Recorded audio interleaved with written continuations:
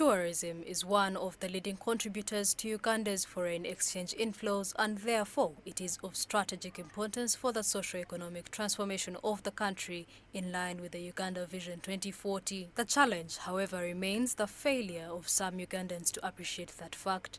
Tourism section stakeholders, both from the public and private sector, are concerned that some Ugandans are yet to appreciate the need to safeguard the invaluable contribution of museums and heritage sites to Uganda's tourism sector. Retired Colonel Tom Butime, the Minister of Tourism, Wildlife and Antiquities, noted with deep concern that some people undermine the importance of historical memorial buildings and monuments, yet such facilitations are heavily valued in other places, especially in Western countries.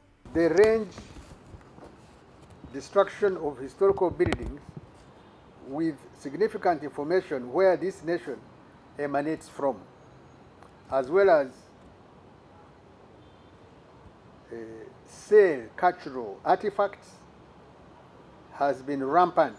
Artifacts have been sold. People look at a work of art and just sell it, not knowing its value. The Honorable Butime said that the failure to preserve the country's fossils and heritage is harming the tourism sector in ways that many Ugandans are yet to appreciate. As you are all aware, we are connected to our heritage through our culture, our history, our tradition, our environment. That's the need to preserve and protect them. A country without monuments, a country without museums,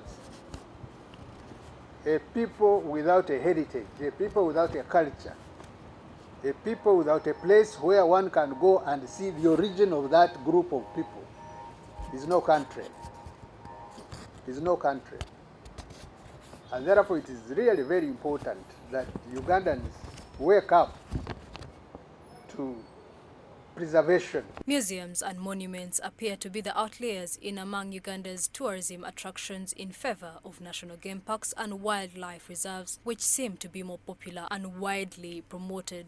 But these antiques are also quite valuable. According to Part 25 of the National Objectives and Directive Principles of State Policy of the Constitution of the Republic of Uganda, the state and citizens must endeavor to preserve, protect and promote the culture of preservation of public property and Uganda's heritage. I also wish to inform the public that Uganda's heritage is diverse and can be harnessed for cultural tourism in order to eradicate poverty in our communities through developing these museums.